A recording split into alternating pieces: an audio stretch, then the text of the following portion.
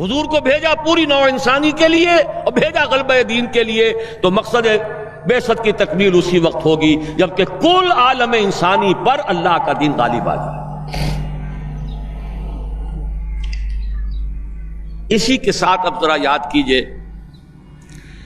سورہ نور کی آیت، جس کو اللہ کے فضل و کرم سے ہم نے کافی عام کیا ہے۔ ایک ہی بات ہے لیکن ذرا مختلف اسلوب میں آ رہی ہے۔ وعد اللہ الذین آمنوا منکم وعملوا الصالحات لیستخلفنہم فی الارض۔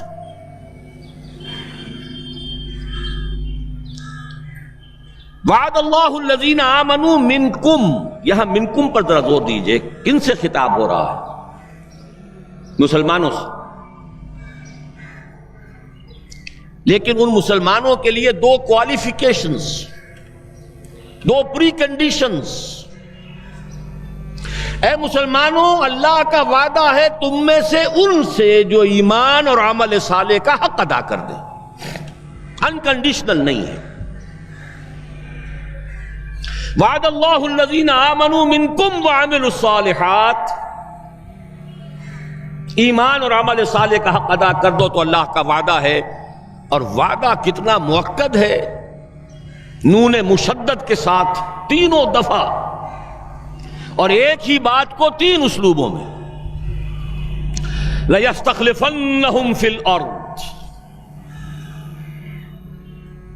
لامن خلافت عطا فرمائے گا انہیں زمین میں، كَمَا اسْتَخْلَفَ الَّذِينَ مِن قَبْلِهِمْ، جیسے کہ خلافت عطا کی تھی ان کو جو ان سے پہلے تھے۔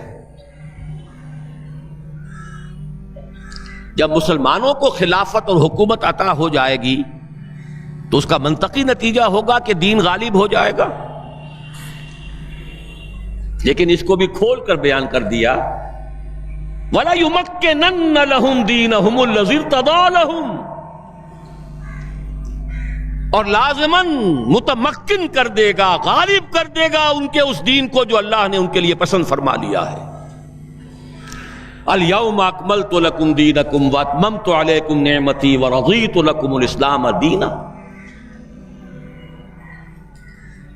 اچھا، جب مسلمانوں ہی کی حکومت ہو جائے گی، دین کا غلبہ ہو جائے گا، تو ظاہر بات ہے مسلمانوں کے لیے بندشیں اور خوف تو ختم ہو گئے۔ اس کو بھی واضح الفاظ میں وَلَا يُبَدِّلَنَّهُم مِّن بَعْدِ خَوْفِهِمْ أَمْنًا، ان کی خوف کی حالت کو امن اور سکون سے بدل دے گا، کوئی خوف نہیں ہوگا۔ اب یہاں فرمایا یعبدوننی لا یشرکون بی شیئا، تب جا کر وہ ان کی عبادت اس درجے میں مکمل ہوگی کہ اس میں شرک کی کوئی آلائش باقی نہیں رہے گی۔ جب تک نظام پورا اللہ کے دین کے تابع نہیں، شرک موجود ہے، عقیدے کا شرک ختم ہو چکا، انفرادی سطح پر موحد بن چکے،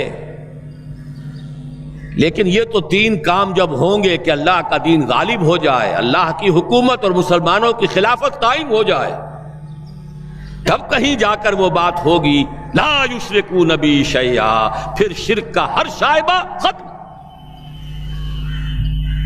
وَيَكُونَ الدِّينُ كُلُّهُ لِلَّهِ، دین کل کا کل اللہ کے لیے ہو جائے گا۔